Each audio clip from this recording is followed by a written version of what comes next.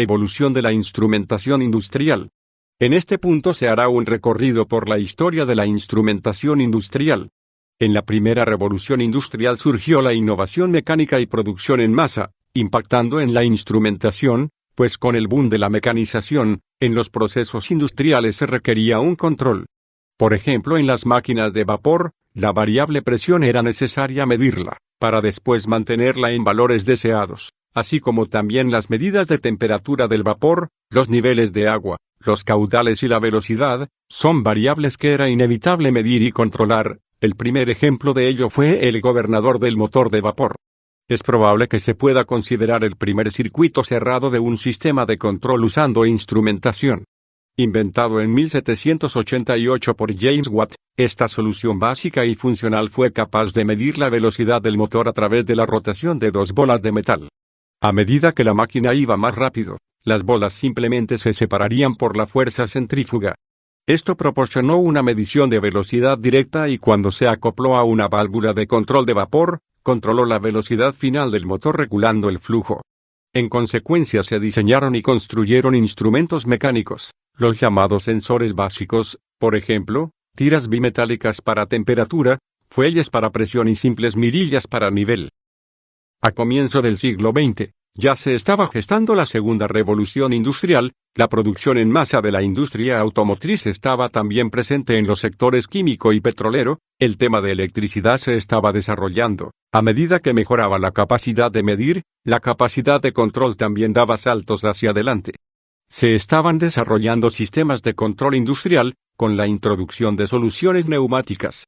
Por ejemplo, la presión absoluta puede medirse utilizando fuelles que contienen vacío y en lugar de impulsar una aguja en un instrumento, se proporciona un punto de ajuste a través de una válvula de aire en el sistema, en la cual hay una conexión neumática a una válvula de control que proporciona funcionalidad proporcional e integral.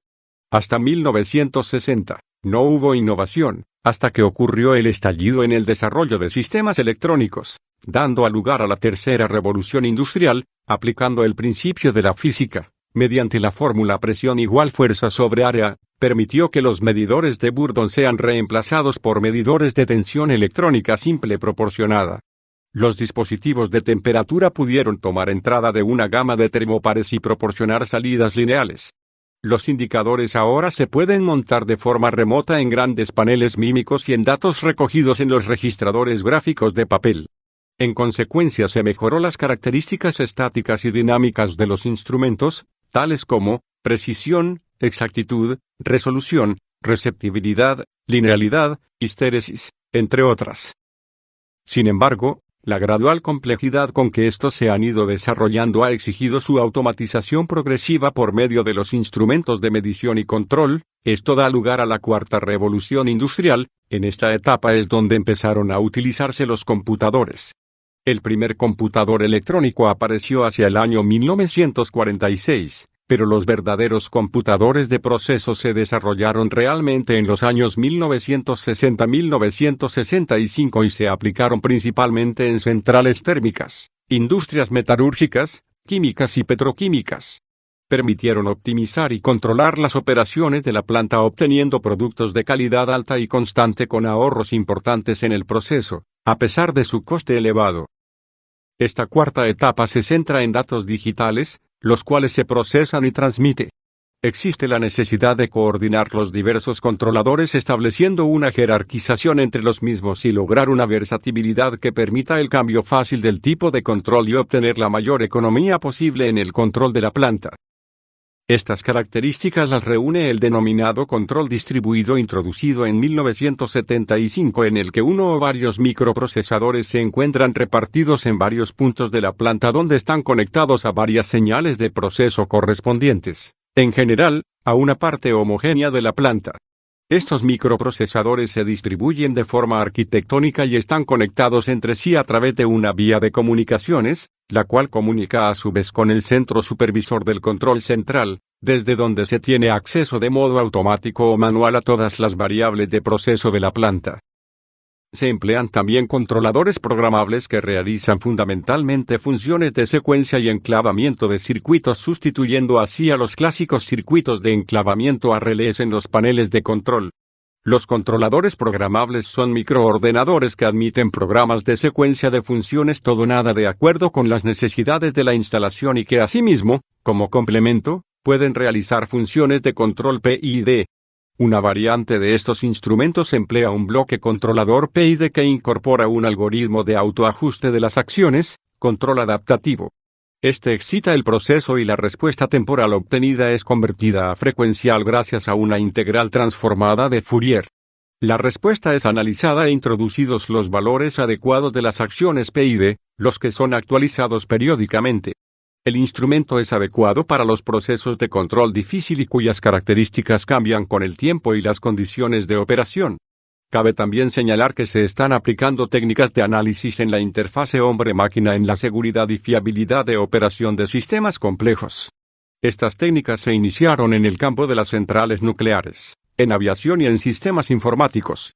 Estos estudios, cuyo objeto es analizar los incidentes y los accidentes ocurridos, por ejemplo, la catástrofe de Chernobyl en Rusia, y poner los medios oportunos para que los errores humanos y técnicos que los han causado no vuelvan a presentarse, han iniciado sus aplicaciones en las plantas de proceso.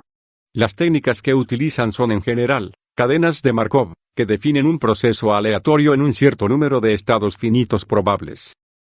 Análisis de fallas en árbol, fault tree analysis, que ante un suceso, fallo de un equipo o error humano, proporciona la secuencia cronológica de accidentes que pueden tener lugar.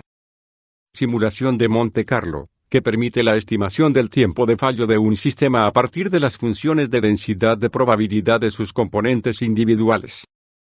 Técnica DILAM, que modeliza los componentes del sistema, define los algoritmos de control, establece los sucesos de partida, por ejemplo, búsqueda de sucesos que puedan provocar temperaturas elevadas en el proceso, y genera y analiza los sucesos. Redes de Petri. Es un método gráfico que describe el flujo de actividades en sistemas complejos.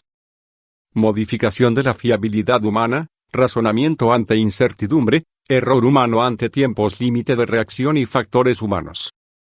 Fiabilidad del software. Los resultados de estos análisis permiten hacer mínimos los errores humanos en el diseño, la construcción y la operación de la planta. En este último caso, pueden diseñarse modelos hombre-máquina que permiten estudiar los diferentes comportamientos del operador ante situaciones difíciles, en las que tras reconocer la situación, gracias a la información presentada en las pantallas de la sala de control ayudado o no por sistemas expertos, actúa sobre el proceso, y espera que su acción vuelva el proceso a la normalidad. Los fallos que pueda cometer el operador, uno de los cuales es el de fijación, en el que ejecuta la acción errónea una y otra vez sin considerar la evidencia de las señales de alarma del proceso, dan lugar en gran parte de las plantas de proceso a un perjuicio económico, se pierden materias primas o en transformación, y en partes determinadas de la planta pueden representar un peligro de explosión o de liberación de gases o de materias peligrosas, por lo que estas consecuencias harán que dichas técnicas se apliquen con profusión para optimizar la interfase hombre-máquina, u hombre-sala de control, y prevenir dichos fallos humanos. En el futuro, puede afirmarse que la tecnología digital evolucionará todavía más integrando totalmente la información de la planta con un flujo de información continuo entre las diversas áreas de la planta, fabricación, mantenimiento, laboratorio y gestión. La aplicación de los instrumentos neumáticos y electrónicos analógicos quedará limitada a pequeñas plantas, ya que, frente a la instrumentación digital, tienen una peor relación costo-prestaciones, no permiten el almacenamiento de volúmenes masivos de información y no disponen de la facilidad de comunicación entre instrumentos que posee la digital.